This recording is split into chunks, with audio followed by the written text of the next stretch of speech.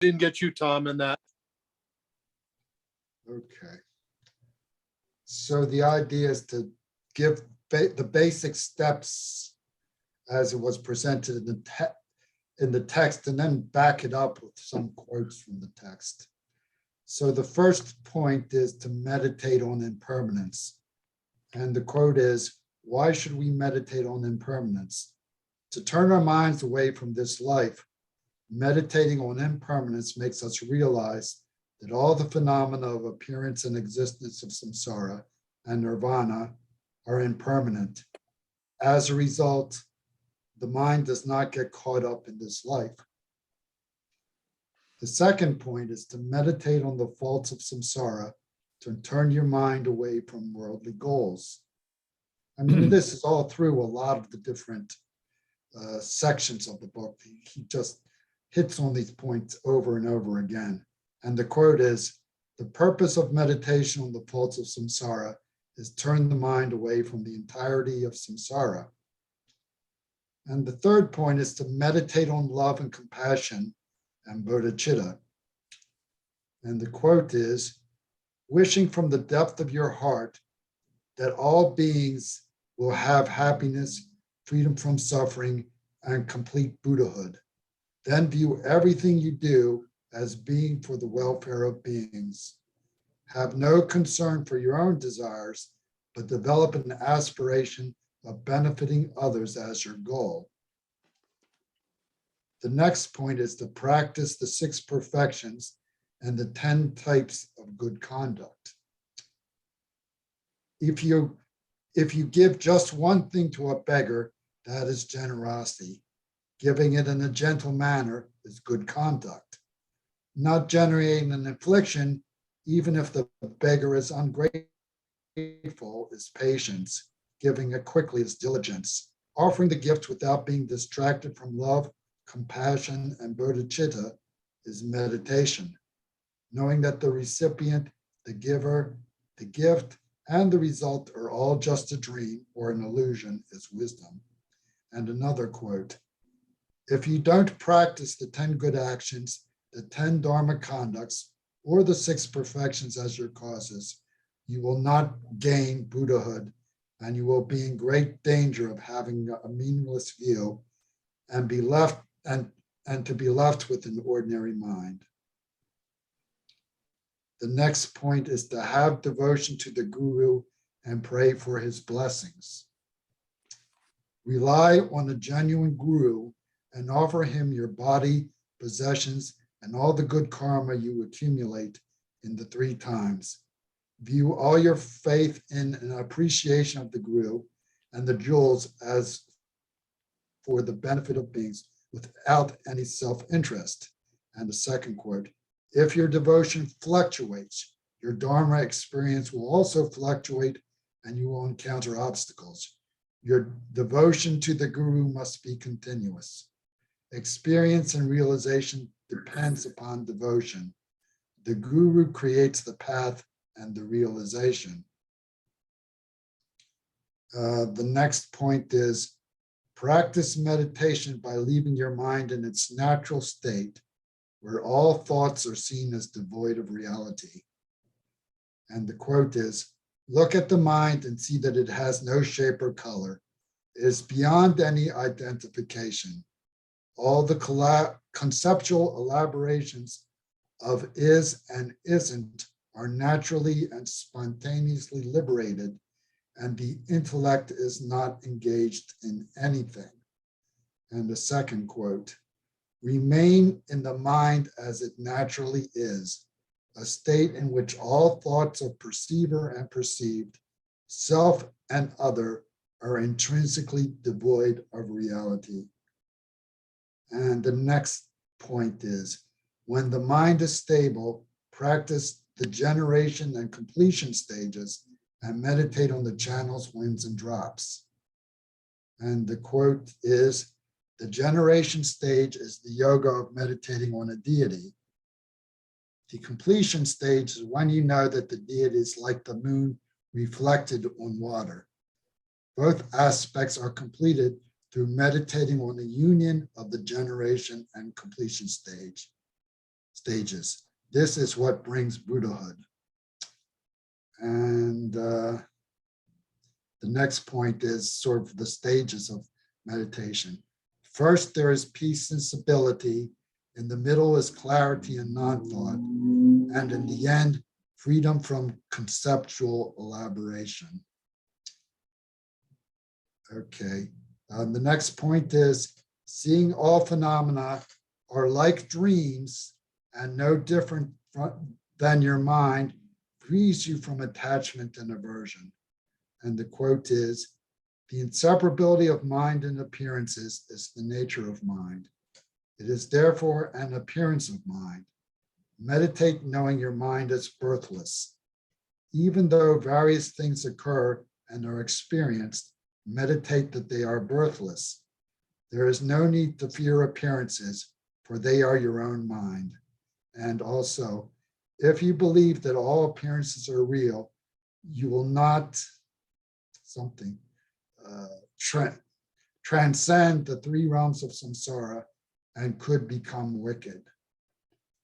And the next point is, all phenomena are mind, and mind is beyond characteristics and like space, beyond the extremes of is and is not.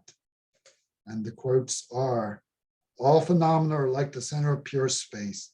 This is called the realization of the unity of self and others, of is and is not. And know that the diversity of appearances has no reality.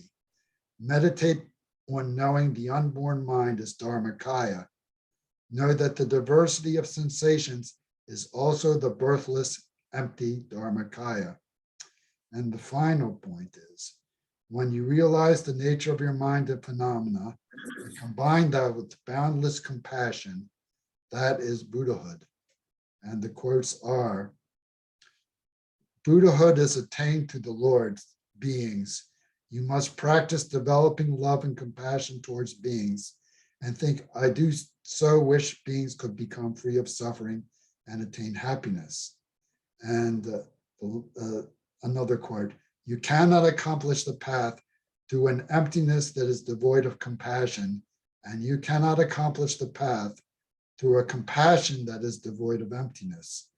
Therefore, you must have an emptiness that has compassion as its essence. You must practice simultaneous emptiness and compassion, which is called emptiness that has compassion as its essence. So that was my summary of the main points of the text.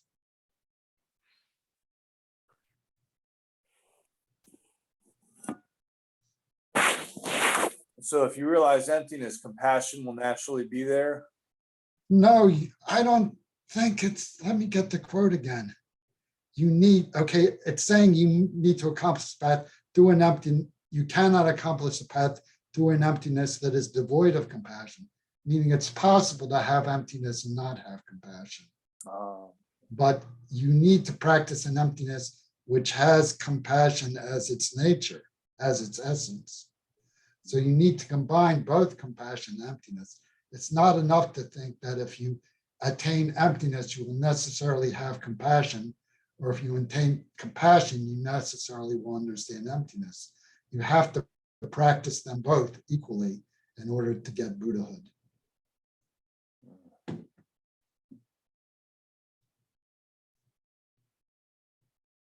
So that's all I have to say.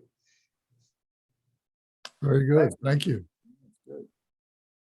Very good. Yeah, Tom's was very good. Bernie's was very good. Thank you both. Who else would like to add something?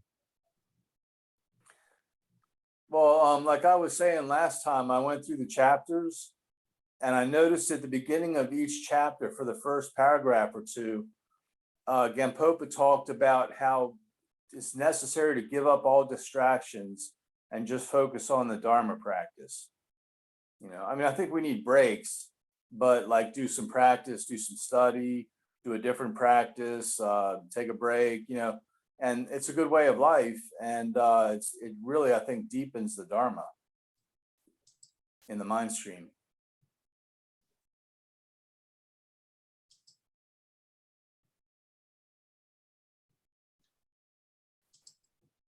So does that mean that the Mahamudra has a practical aspect to it?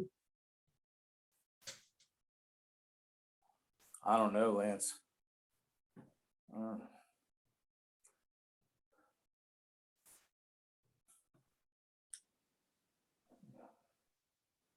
I think to really realize the nature of mind, though, we have to like have a steady focus on Dharma for a long period of time.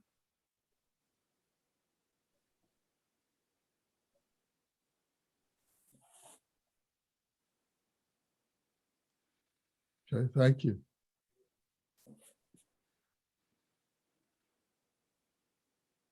Michael, Curtis, do you have something to add? Michael still awake? He's upright. Yeah.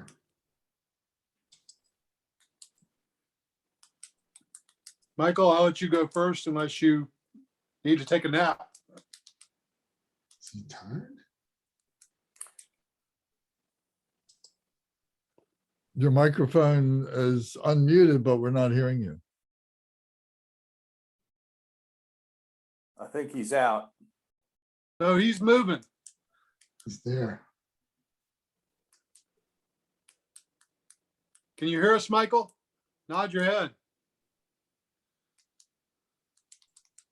No, it's not working.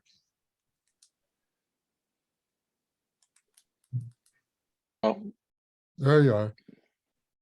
oh, I thought I was gonna get out of this by default, by machine default. Well,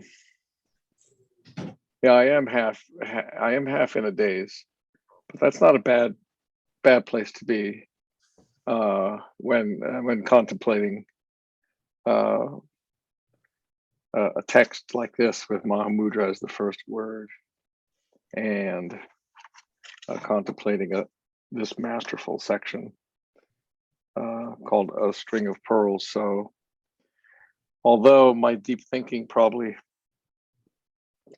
occurred while I was doing my reading and while I was in the thick of conversation with this group in previous sessions, I have had over time small personal insight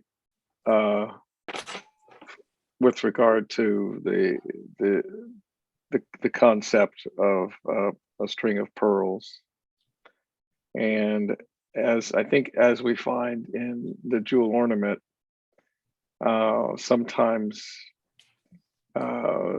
sentient beings and humans in particular get to know the world, our connection with the world, and our connection with forms and phenomena and each other in the world and out of the world, by knowing what things are like, by coming up with other new and sometimes reused language. So the trend towards simile and metaphor and analogy, and if there's three things I like most in the world, are those three.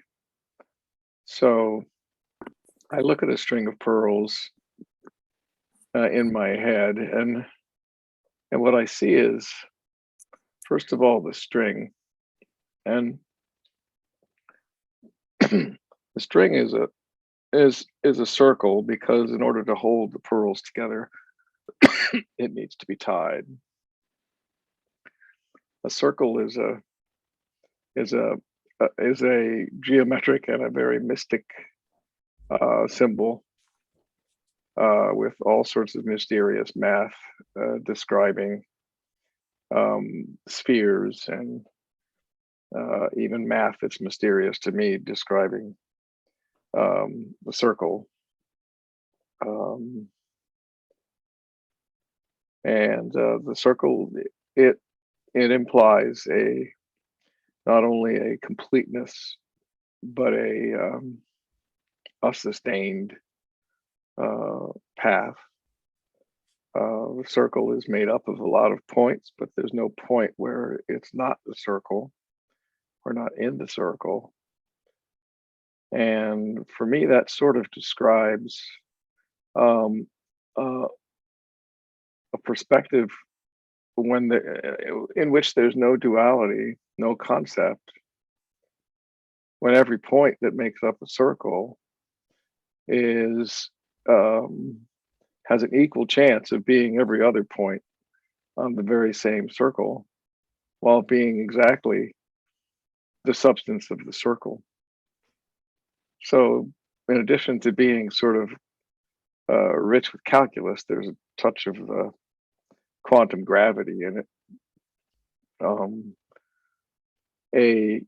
A string ties things together.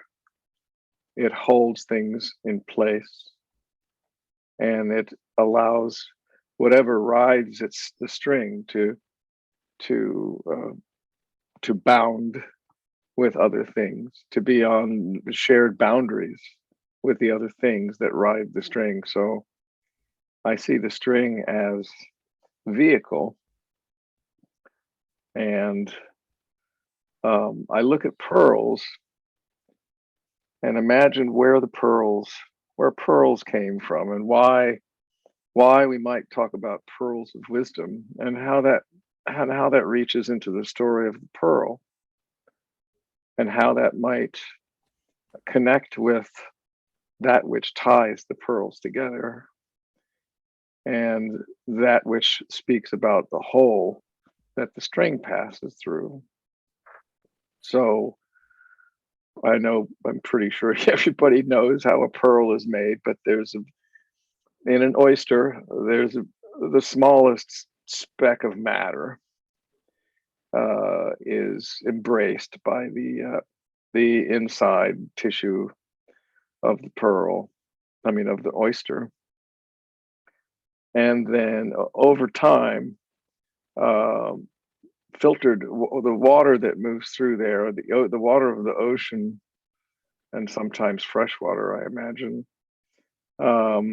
is filtered so that the purest of water runs over the surface of that tiny grain of sand, depositing the purest combination of minerals, that is a combination that a lot of jewels have in common. And over a long period of time, the deposits are made layer after layer after layer on this grain of sand until it becomes larger and larger, and the grain of sand is subsumed by this large, seemingly endless particle, the pearl itself, which is iridescent and sometimes almost transparent seeming, and a symbol of purity, and a symbol of that which is created by nature. And so I can look at a pearl as an example of a living being, and how with some sort of spark, what we might call skandhas, or layers, or clumps, or aggregates of all sorts, are sort of allowed to coalesce from some mysterious gravity, pulling these substances, these form, towards the center. And the substances obviously have a very special kind of molecular bounding and binding function, which allows them to create something that is relatively pure, and difficult to take apart. difficult to imagine as being other than pearl. Then I look at the hole that's made for the string to flow through, and I see the hole as being the space that that is imbued in each one of these little entities. The center of the space, because of course all form has space as its nature, and there is no real solid. And so that's symbolic of space to me. And the fact that the same space is gathered by the string to allow it to flow through all of the pearls signifies to me the space that we all share. That is the very same space. That same space that we all share contains that which binds us, and that which binds us holds us together at our margins, and yet allows us the freedom to wobble and to spin and to click and to move around as our nature will be. So then I look at the structure of a string of pearls, and I've only seen one. My grandmother had a string of pearls. I don't know if you've ever had a 75-year-old grandmother who wore mink stoles or a mink stole. She had one mink stole. She also had one string of pearls. So like many women in the 20s and the 30s, and I guess up until the 60s, if you ever seen Mad Men, women were sort of obsessed about their pearls. So when they put the pearls on, it meant that they were stepping out. It meant that they were exposing something about themselves to the world, to other beings. And that which way they were exposing was never really something transparent to those that observe. I could tell that my grandmother was what they call putting on airs, and I could never figure that out because pearls didn't seem to be made of air. But when I figured out that airs were images and impressions that had absolutely no real structure, no real nature in and of themselves, that were just beliefs that were formed from others looking at the pearls and coming to their own conclusions about what those pearls meant to that individual, and what the meaning of them being tied around that neck were. And that sort of suggests to me one of the ways in which we're connected in this world, and that when we see truth, our truth is always embedded in interdependence. We, by ourselves, we will never see the world as others see it, no matter how human we are. But with others looking at the same quanta or the same living form, we can come to an agreement about what those meanings are. So it's much like language and gravity. It's also like a mala string. And I reflect on the meaning of the mala, and I recall listening to what's his name talking about the meaning of the mala, the Drupal, and I recall that the mala can be very much like any circle of beings or ideas or phenomena. It can become a mantra garland. A garland being mantra characters strung together by some force, and as strung together having a power that is unimaginable against the meaning of the individual syllables, as it were. mantra garland also symbolizes the union of spirits, shall we say, the sangha, of monks, and as well as the sangha of lay people. And the idea that we're bound together to the extent that which, if we grant concepts like time a little less power, we can imagine there'd be truth in the idea that we become enlightened together, and that we are all on the very same path and might be on a different spot on the string, but we're on the same exact string, bound together, experiencing much the same things. The pearl that I happen to might be at one time might be experiencing a mole on my grandmother's left shoulder.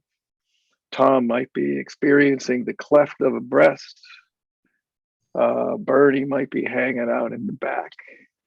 But we're all on that garland. And if we look at that mantra garland as similar to a string of pearls, we can see that probably Gampopa was really talking about the pearls that were the pieces of these chapters, and how the pieces of these chapters were very similarly bound together at the core through space and emptiness, and that thing that was in that emptiness, that is one solid unifying thing, the only one solid unifying thing that there can be, absolute truth, and that we are bound on that string, and that these truths that he lectures about are tied together and interdependent. And the wisdom that can come out of these chapters, I take that to mean that it needs to be studied.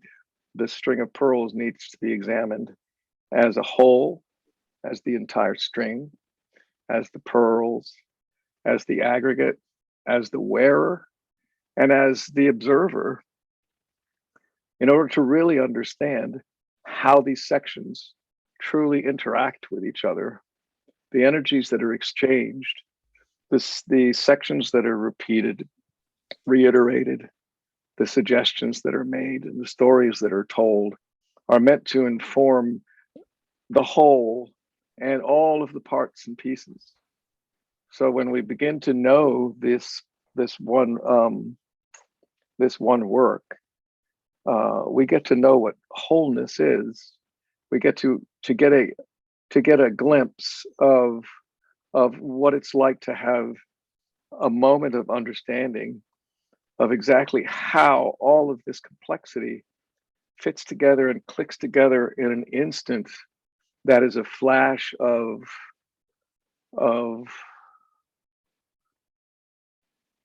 an energy that is boundless and unbreakable and shared, that is also the energy that holds all things together and binds us all in interdependence. And then my mind spins off on other strings of things, and the strings of things take me to deity practice and the mantra recitations and visualizing the mantra garlands spinning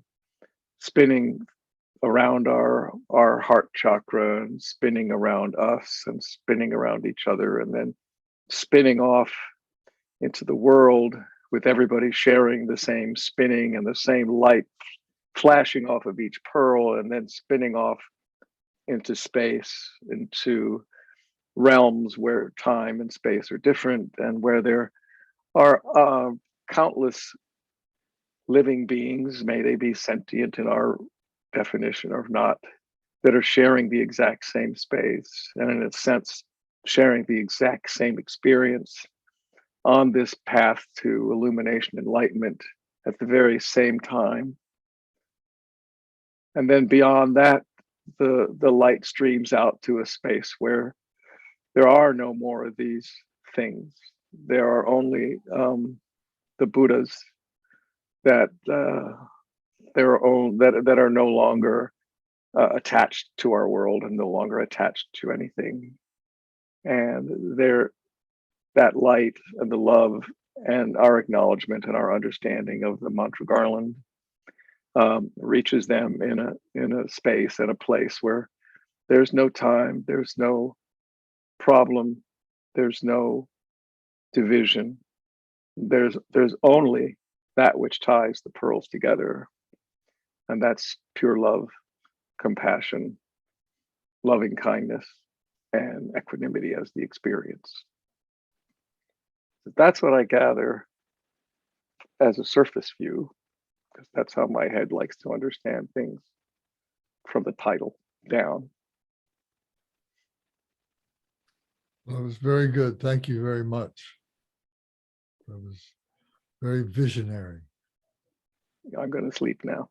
Bringing bringing vision to our minds. Curtis, did you have some comments? Your microphone is muted. Yeah, I took some notes, but I'd like to just be quiet for a minute. Let us taste the silence a bit.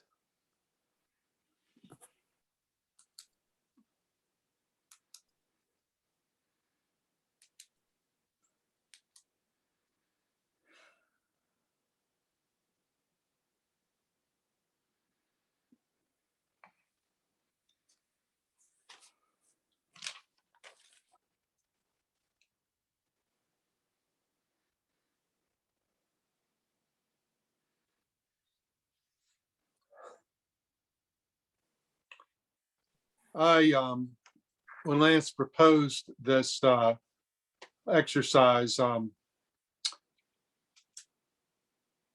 found it a delightful idea to try to summarize, these 30 pages. And yet I felt slightly vexed, slightly frustrated, because I immediately was sensing that it could not be done in 10 minutes. As y'all remember, I was delighted at Lance doing the task properly, which took a whole session to summarize with some detail. I had not attempted to do that because I just didn't feel it could be done. So I found myself drawn to what caught me, what angle I felt a desire to emphasize, I guess, as much as anything. And what I was drawn to first was this Dharma teaching can be given to anyone. And I had forgotten that there was one section that said this Dharma teaching can be given to any meditator, which is an interesting distinction. I forget which one that was. But I thought about this Dharma teaching can be given to anyone, and I thought about it some. And it's in distinction from some teachings which require preliminaries or some sort of foundation. It clearly can be given to anyone because it's not a problem to give it to anyone, the way some other teachings would. So that's what this statement means to me. And it frames all the teachings. The other thing that they all shared in common was the last phrase, there is no Dharma other than that. And I reflected further on that than on the opening phrase. And it was really kind of a midrash. These are angles, they're not definitive statements about what that means. But at first I thought about that statement, there's no Dharma other than that, that these are required to any teaching. That any teaching can't be separated from these simple the things that are in these teachings. These are the Dharma teachings in toto. This is it. A third angle, nothing else needed for comprehension. And the effect is of all that is to say, focus on these teachings. And I'm in a book study with Geshe Sonam, or I should say he's teaching on something, and he was talking about a text that I forget which one it was, but it was a fairly definitive text that, is a textbook kind of text. It's like Gampopa in that sense. It may have been from Shankapa. But he had given the book to somebody, had the book, and then they wanted to give the book to Geshe-la and he said, well, why do you want to give it to me? He said, well, I've read it. And Geshe-la shared his thoughts about that this is not the kind of book you give away. This is the kind of book you keep studying, because it's the fundamentals that you have to focus on. And I think about that with regard to this text. Gampopa is saying there is no Dharma other than that at the end of each thing. He's saying this is what you need to know.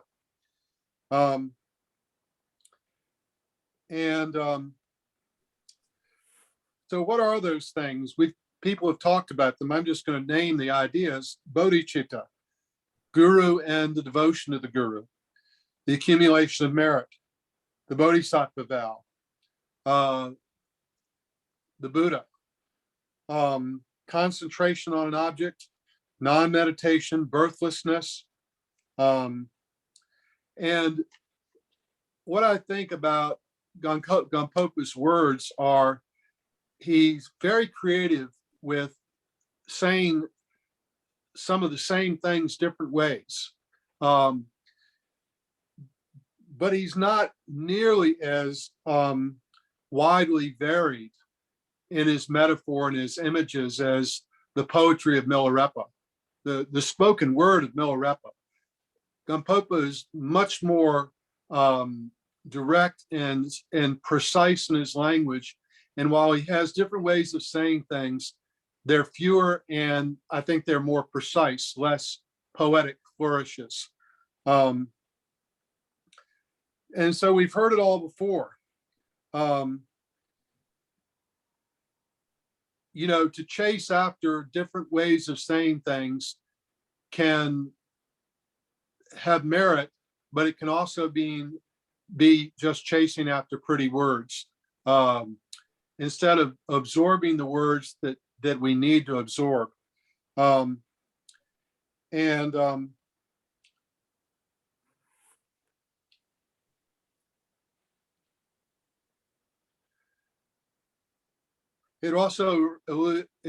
This also reminded me of the requirement Kempo has for the flight of the Garuda teachings.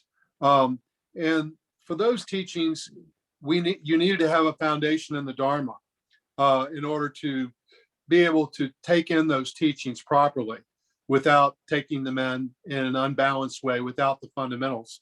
And that's really a contrast to this string of pearls, which it can be given to anyone and focuses on those fundamentals upon which everything is built: the bodhicitta, the guru, the delineation of the stages of meditation and realization that are important to understand in order to progress on the path.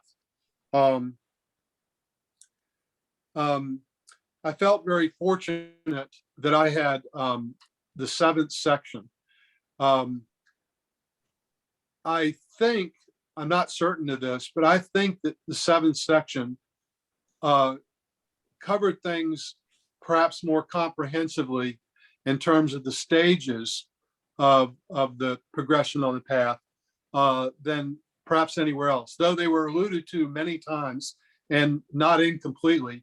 But I felt like the 7th section that I had was very thorough and put it all together, including the three kayas. And there was something about the 15th section that I also liked a lot. Oh yes, it was about the guru. When you practice, just read a short section. When you practice, cast all ambitions for this life behind you and rely on a genuine guru. If you have no guru, then it's as if you've lost the path to liberation. It is taught in the scriptures, though you may possess every good quality, without a guru, existence will have no end. If you do not have oars, your boat will never reach the far shore. It is also taught that every Buddha in the three times became so through relying on a guru. Before there was a guru, there wasn't even the name Buddha. Rely on a genuine guru and offer him your body, possessions, and all the good karma you accumulate in the three times. Develop bodhicitta, dedicating every action that you do in the three times to the Lord's, all beings in general. View your faith in an appreciation of the guru and the jewels as for the benefit of beings without any self-interest. I like that encapsulation of the issues, the values, and the importance of the guru. That's my long quote. And in fact, below that, the next paragraph, it gives one of those summaries I was talking about in a paragraph of what section 7 does, a little bit more deliberately. That section is on page 39. I remember us laboring through it because it was there's some jargon and it felt a bit poetic, and it took some study and reflection. Lance has done some summaries of this in our WhatsApp group.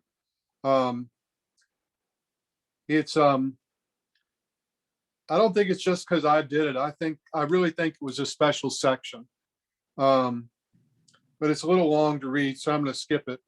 But I'd like to come back lastly for a reflection that Michael engendered that I hadn't even thought about until he shared. And I note that before the first section, he said, in the very beginning, I pay homage to the sacred gurus. That introduces the whole string of pearls. That's pretty significant. And it ties right in with what I just read. And about the pearls, I think Michael said it in his words. I'm going to say it just about the same way. To me, the devotion to the guru and the compassion for all living beings are the string upon which all this wisdom hangs in unison, hangs together, becomes a string of pearls instead of a disparate set of ideas and thoughts and bits of wisdom. It becomes unified through the devotion to guru and devotion to all beings. And my last thought is this.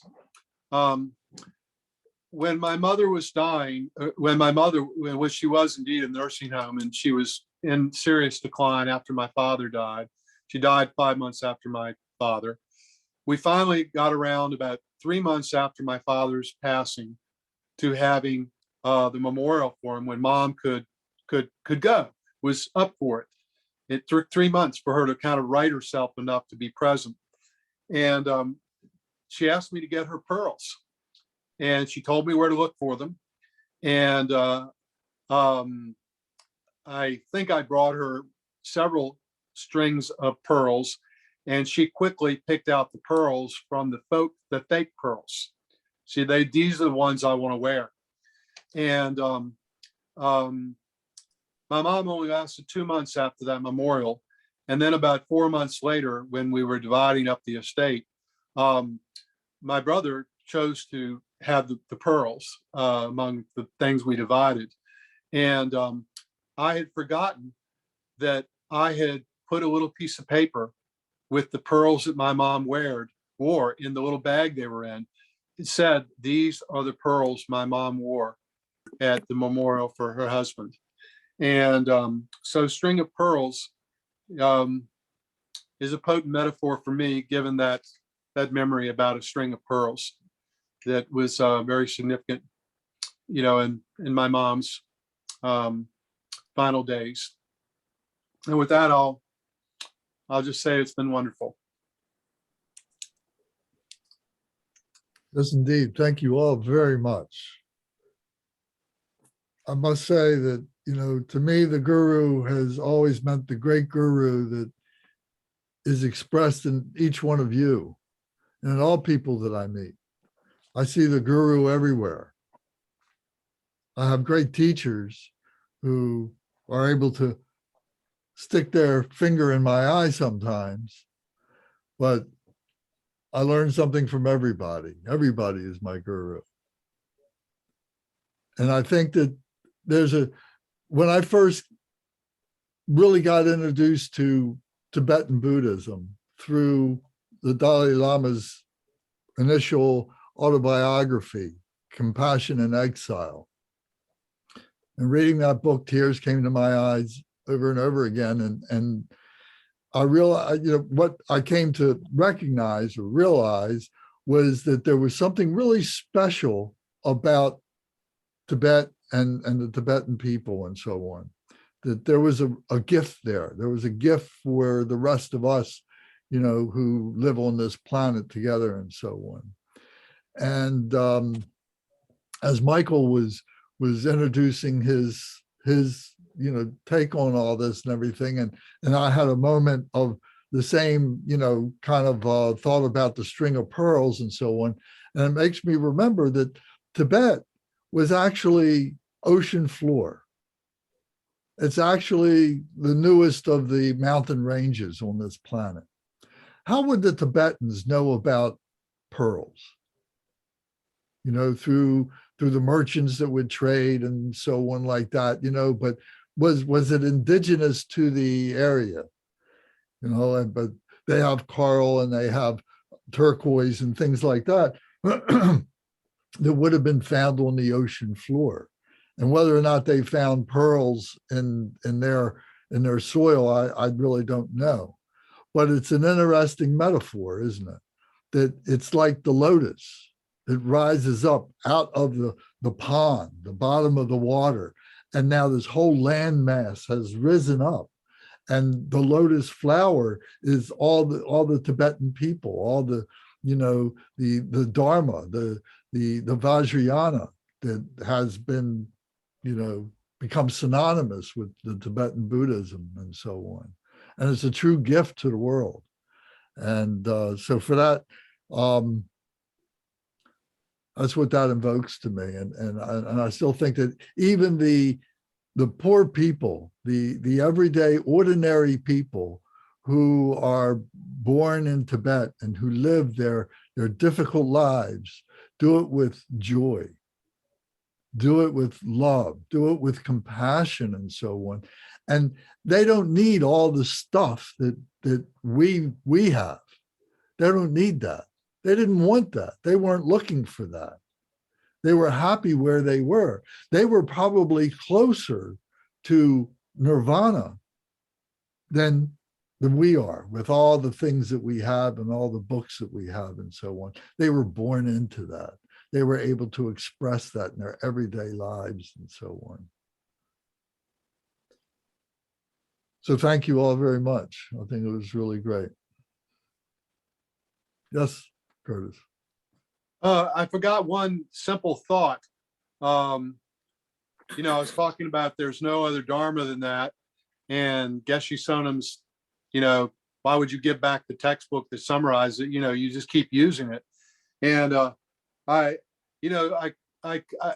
would not be an unserious proposal to say, why don't we just read through the string of pearls again and study it again for another 8 months. There's no other teaching other than that. Gampopa says it. Actually, I like the next teaching very well. I remember the first time I read it, so. Yeah, I'd like to move on to the next group, but yeah. I'm okay with that too, but Gampopa might say, I gave you what you need. Why are you moving on? Oh, yeah, it's true. We get to the end of the book, we can always start over That's right. in And 30 you can, years. and you can read it on your own. But Yes. I think everybody did a very good synopsis on their own. That was very, very good. Very heartfelt. Does anybody else have additional comments? Mm, mm.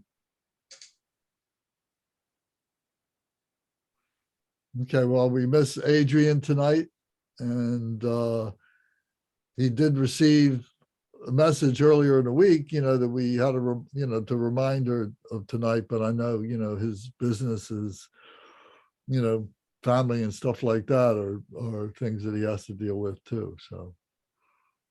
So Adrian, if you've watched it this long, good job. We've missed you. Yes, we're invoking your name. Oh, Adrian, we miss you. We supplicate you, Adrian. Bless us with your presence sometime soon. Yes, yes. I feel his presence wherever he is. I called him after the night we talked. I think I told some of you all this. I called him and told him how glorious what Lance did was, and that we had recorded it and he did not miss it. And that he needed to look at it, listen to it, and that we all would benefit from that because it was so well done, but they needed to listen to it in order to be ready for what happened tonight. And I'm just glad I spoke up again for it to be recorded tonight for his sake. Well, very good. Well, yes. I'm sorry that we missed Tom's comments. Tom, you want to repeat them? Hey, speaking of devil.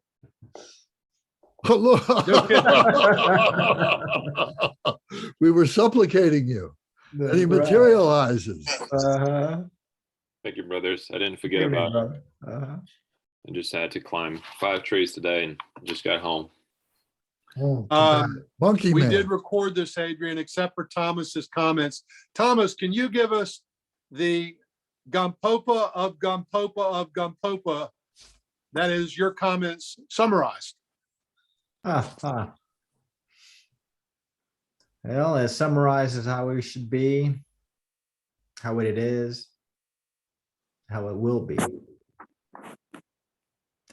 And Adrian, it was a wonderful teaching that Michael and Curtis and Bernie and Pete has given us, and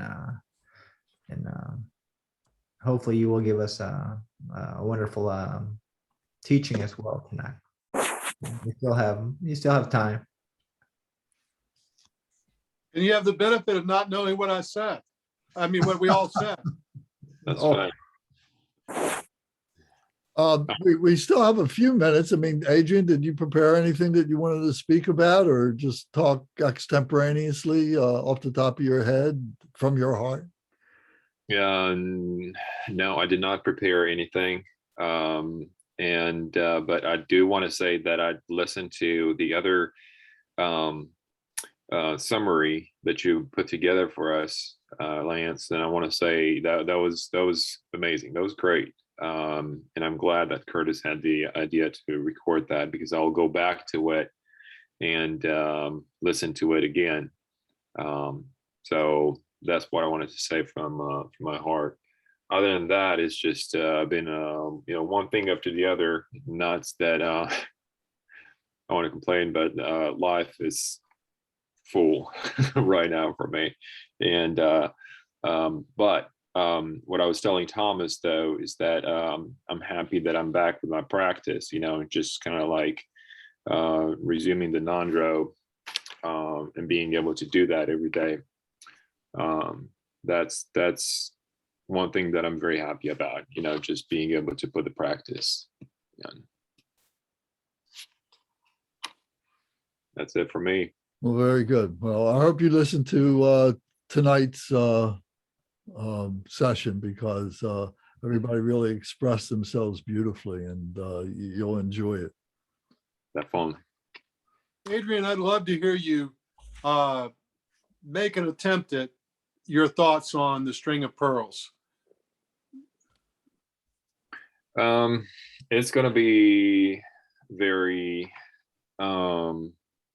broken and probably not. I don't know. I don't want to venture into that tonight, Curtis, because I just had a really tough day with a lot going on, and so yeah, if I can skip for tonight just for that reason, I'll put something together, but maybe for another day. If you feel so moved, particularly after you listen to what happened tonight, if you get around to it, Yeah. You've got a good mind, and whatever you would say upon reflection would be worth hearing. Well, coincidentally, Adrian actually is the next speaker, following the order that we've been using.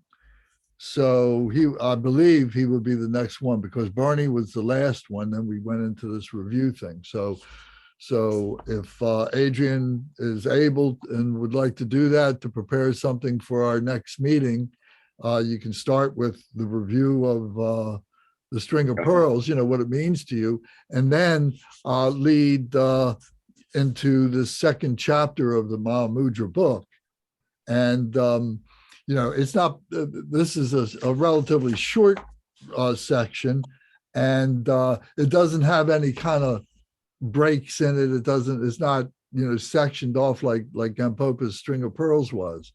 So maybe what we ought to do, and I think somebody else suggested this, is just start reading it, and whoever is leading the night just reads it, and we take each paragraph or two paragraphs, whatever we see fit, and be able to have a discussion with it.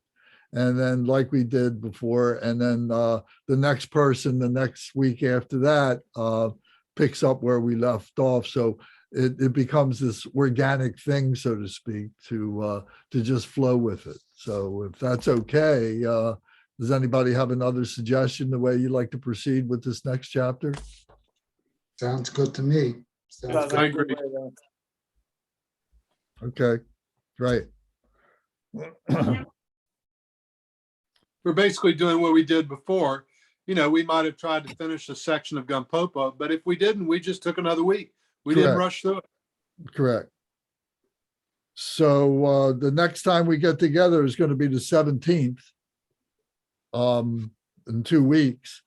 And we haven't made the formal announcement yet, but Dharma Surya is going to be doing a Bum Suk, 100,000 recitation for Guru Rinpoche, Padmasambhava, starting on the 18th at Dharma Surya. And it's going to go that Thursday night and all day Friday and all day Saturday and Sunday. So if you're able to join us, that would be wonderful on the premises, for whatever you can. But it'll also be on Zoom. So it's a magnificent annual program that we've done. I think this is the 4th annual time we've done this or something. So What are the dates again, Lance? Thursday, Friday, Saturday? starting on the 18th.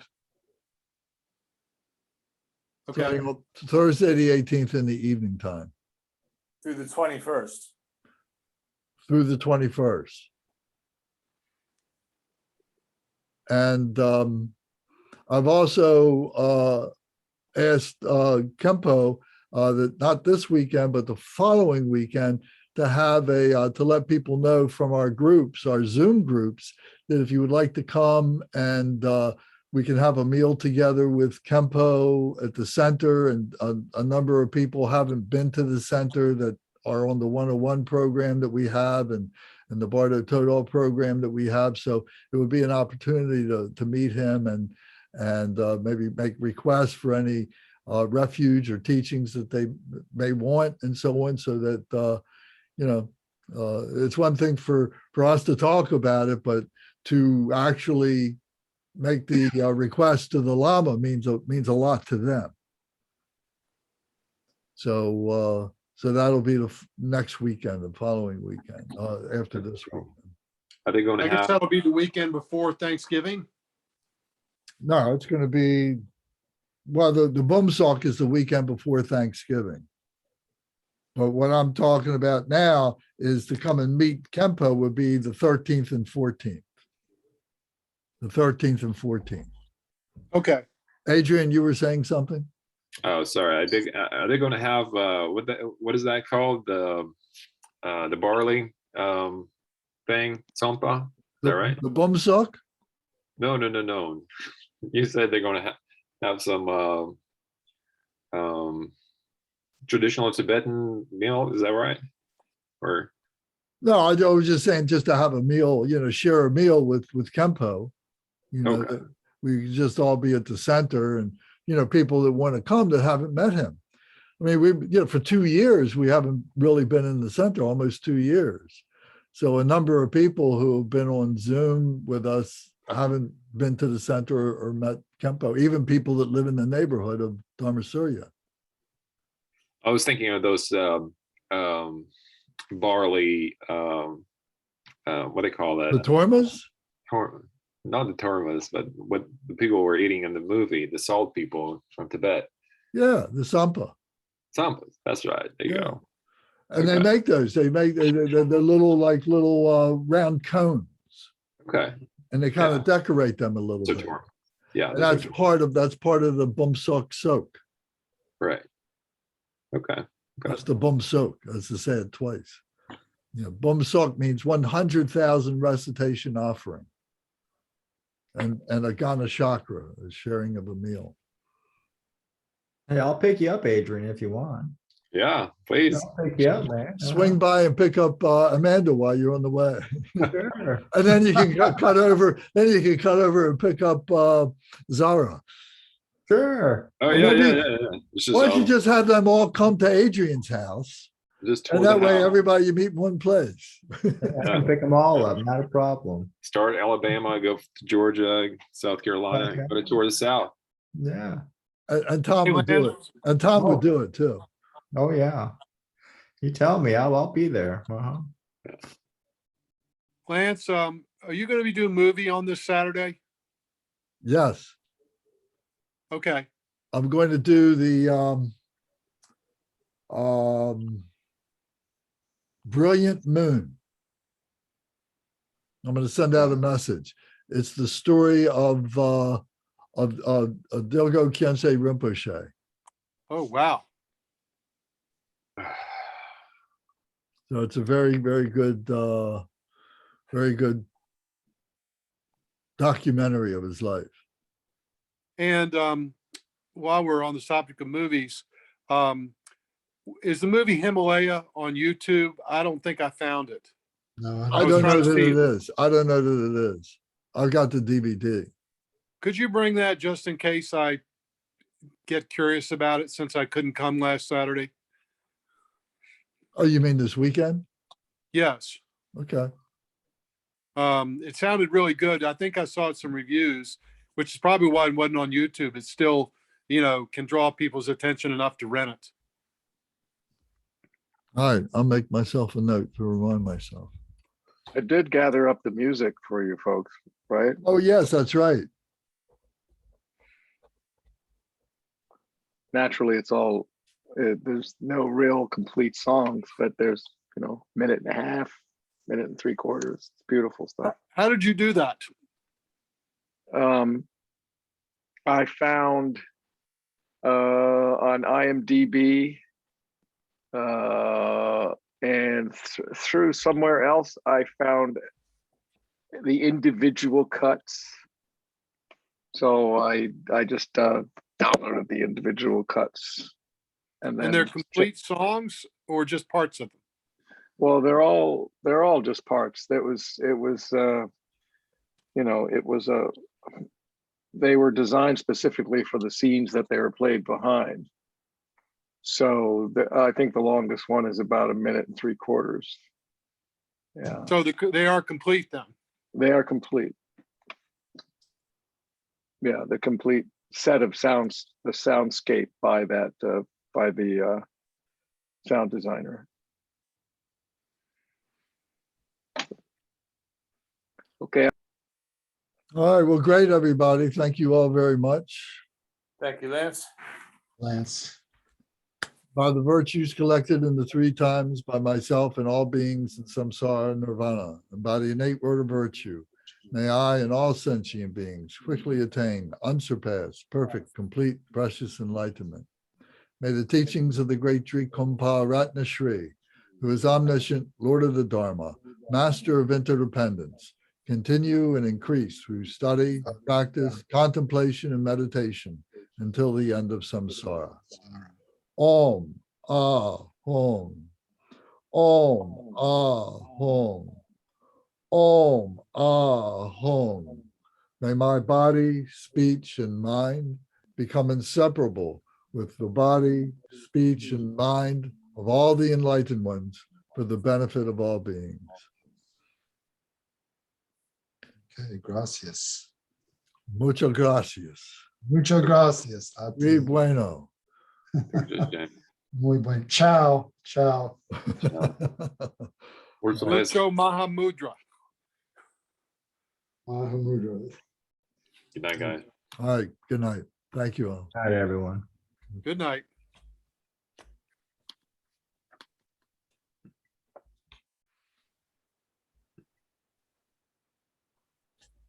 Good night, Pedro. All right, Lance. See you soon. All right.